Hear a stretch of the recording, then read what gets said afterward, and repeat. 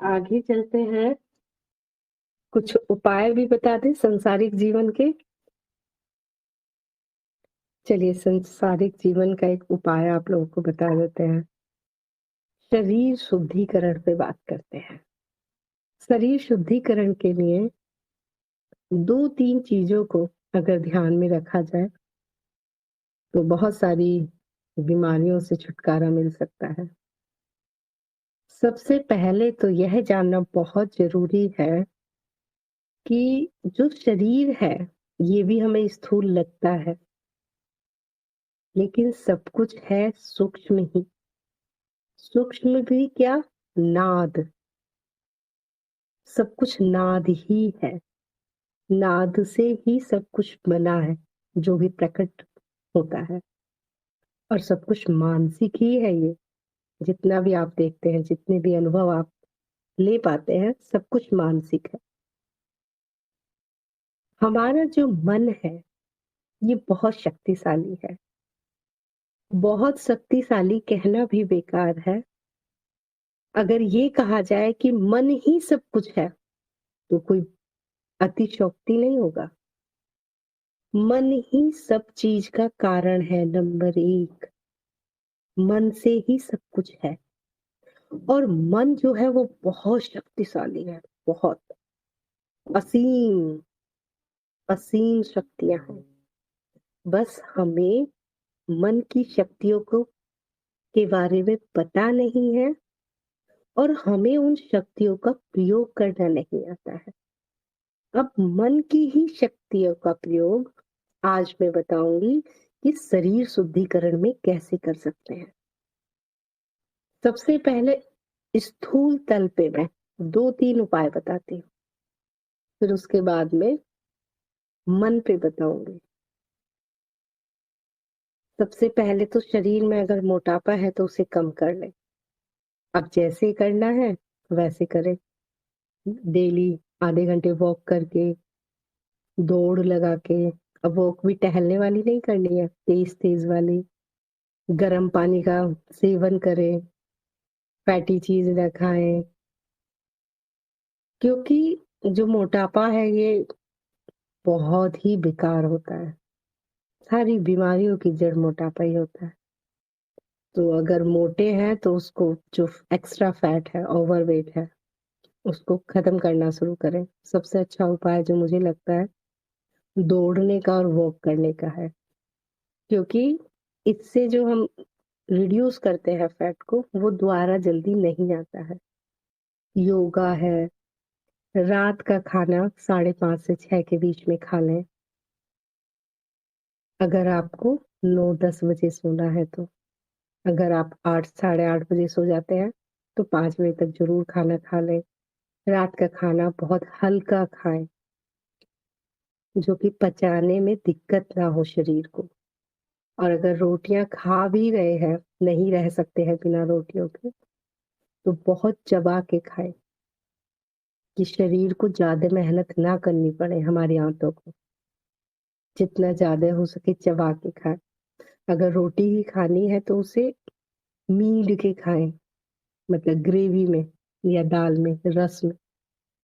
वो नरम हो जाती है। नहीं तो खिचड़ी दलिया, जो भी चीज हानि करती है आपको, चाहे वो कितनी स्वादिष्ट हो, उसको धीरे धीरे जीवन से हटा दे। दोपहर के खाने को बहुत अच्छे से सबको ही खाना है, लेकिन ये चीज ध्यान रखें, जो 35 से 40 साल के बाद की, अब जिनकी एज शुरू हो गई है, वो विशेष अपने शरीर पे ध्यान देना शुरू करें। क्योंकि जब से जन्म लेते हैं तब से लेके 35 से 40 साल तक, कि आप कंकड़ पत्थर भी खा लो तो पच जाता है, रूखी रोटियां भी खा लो, वो भी जाके खून ही बना देते हैं शरीर में। लेकिन 40 के बाद धीरे धीरे धीरे धीरे शरीर गिरना शुरू हो जाता है। और जो 50 के आसपास के लोग हैं, 50 और 60 के, उनको तो बहुत ही ध्यान से खाना खाना चाहिए। क्योंकि जवानी में शरीर हमारा ग्रो कर रहा होता है, मजबूत होता है, स्ट्रांग होता है। एक पिक पॉइंट होता है 35 से 40। उस पिक के बाद फिर शरीर नीचे की तरफ डाउन जाएगा। तो जैसे जैसे उम्र बढ़ती चली जाए, वैसे वैसे शरीर को खाने, चबाने और पचाने में ज्यादा मेहनत ना करनी पड़े, इसका विशेष ध्यान रखें। ये तो सारे हो गए स्थूल तल पे बातें हो गई। इसको एक जीवन शैली बनाए इसको। ऐसा नहीं कि 2 महीने करे फिर छोड़ दिए, अच्छा लेवल में अब आ गए। इसको अपनी जीवन शैली बनाए। हल्का-फुल्का दोपहर का खाना जैसे खाना है खाओ, अच्छा खासा। ज़्यादातर महिलाएँ यही गलती करती हैं। सुबह में उठेंगी, काम में लग जाएँगी किचन में, फिर घर के काम-धाम, 11 बजे तक उनका नाश्ता ही नहीं होता, 12 बजे तक नहीं होता और फिर जब खाने बैठेंगे तो इतना सारा एकदम से खा लेंगे क्योंकि 12 बजे तक भूखे रहे 11 बजे तक। बहुत सारा खा लिए और उसके बाद अब करना क्या क्योंकि काम तो सारा पहले करके बैठ गए। तो अब जाओ बेड पे सो जाओ। सबसे खराब चीज़ कभी भी खाना खाने के बाद तुरंत बेड पे नहीं जाना चाहिए। ये छोटी-छोटी सी चीज़ों को जीवन में लेके आओ। अब आते हैं मन की बात पे, मन की शक्तियों पे।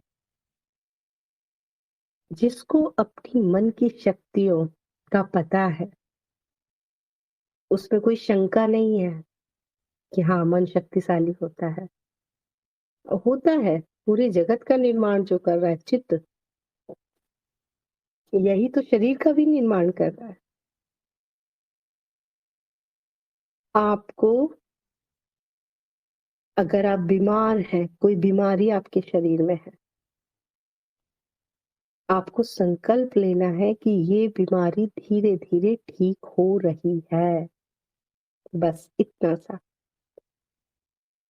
और ये चीज़ आपको अपने मन में इस तरह से बैठा लेनी है कि इसमें कोई डाउट ना रहे, पॉइंट में भी डाउट ना रहे। मैं ठीक हो रही हूँ या मैं ठीक हो रहा हूँ। ऐसे निश्चित हो जाए कि उसमें कोई शंका ना रहे और आप देखेंगे कि आप ठीक होने लगे हैं। इस इतने छोटे से संकल्प से भयानक बीमारियों का भी उसमें सुधार देखा गया है। जो स्थूल तल है, उस पे उपाय वो करते हैं जिन्हें मन की शक्तियों का नहीं पता है। जिन्हें मन की शक्तियों का पता है, उन्हें स्थूल तल पर कुछ करने की आवश्यकता भी नहीं है। हमारा जो मन है, वो कभी ये नहीं समझ पाता है कि ये सच में स्थूल तल पर कार्य हो रहा है या नहीं हो रहा है। उसे जैसा बताया जाता है, वो वैसा मान लेता है। इस लाइन को दोबारा से सुनिए। उसे हम जैसा मन को हम जैसा बताएंगे, वो वैसा ही मान लेगा। उसको कोई मतलब नहीं है स्थूल तल पर ये कार्य हो भी रहा है या नहीं। अगर आपकी संकल्प शक्ति और विचार इतने नहीं है, उन पे इतना विश्वास नहीं है, अभी श्रद्धा नहीं है, मन की शक्तियों का भी नहीं पता है, तो स्थूल तल पे करो। लेकिन जो बताया गया है, उसको 15 दिन करके देखो। अगर 5-10% भी आराम हो रहा है, तो फिर आगे कंटिन्यू करो और होगा ज़रूर, क्यों नहीं होगा। और जिसे थोड़ा बहुत भी मन की शक्तियों का पता है, तो अभी एक प्रयोग करके देखो। अभी आप विचार करो कि आप किसी उस व्यक्ति के पास बैठे हैं जिससे आपको बहुत खुशी मिलती है। विचार मात्र से आप रिलैक्स फील करोगे। थकावट जो होगी वो धीरे-धीरे कम होने लगेगी। चेहरा खुशी से भर जाएगा। मुस्कान चेहरे पे आ जाएगी। और वो है भी नहीं वो व्यक्ति, सिर्फ कल्पना हमने की। अभी करके देख लीजिए, प्रत्यक्ष को प्रमाण की क्या ज़रूरत है? अभी करिए और प्रमाण ले लीजिए। दूसरा भी करके देख सकते हैं प्रयोग, जिससे आपको बहुत क्रोध है, घृणा है, उसको याद करके देख लीजिए, चेहरे के हाव भाव बदल जाएंगे। गुस्सा ज्यादा बढ़ गया तो हार्ट बीट चेंज हो जाएगी, है ना। रिएक्शन तुरंत शरीर में होगा, जबकि वो है भी नहीं यहाँ पे व्यक्ति। आपने क्या किया? सिर्फ विचार किया। विचार जितना प्रबल होगा उसके इफेक्ट शरीर तक जरूर आते हैं। इसीलिए आपने कई बार सुना होगा गुरुओं के मुंह से, किताबों में भी पढ़ा होगा, जीवन में परिवर्तन लाना है तो विचारों में परिवर्तन ले आओ। विचार मूल है सबका। उच्च विचार रखो, विचारों का शुद्धिकरण करो। क्यों? क्योंकि ये शुरुआत है, कहीं कहीं पहुंचने की ये शुरुआत है विचार। तो अभी एक प्रयोग करके देखो। आराम से बैठ जाओ, आंख बंद कर लो। आंख बंद करने के बाद में पूरी बॉडी को रिलैक्स छोड़ दो एकदम। कहीं टेक लगा के बैठना है तो टेक लगा के बैठ जाओ। और अब मेरे साथ घर से निकलो बाहर और वॉक पे चलो। और वॉक थोड़ा तेज तेज करना और थोड़ी देर में दौड़ना शुरू कर देना।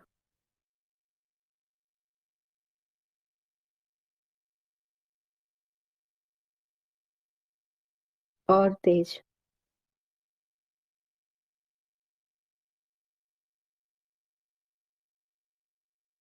दौड़ते रहो।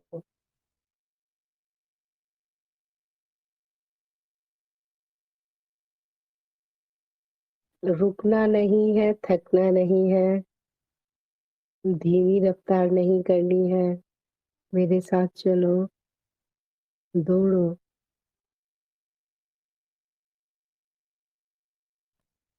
थोड़ी देर में आप देखोगे सांसें फूलने लगी हैं।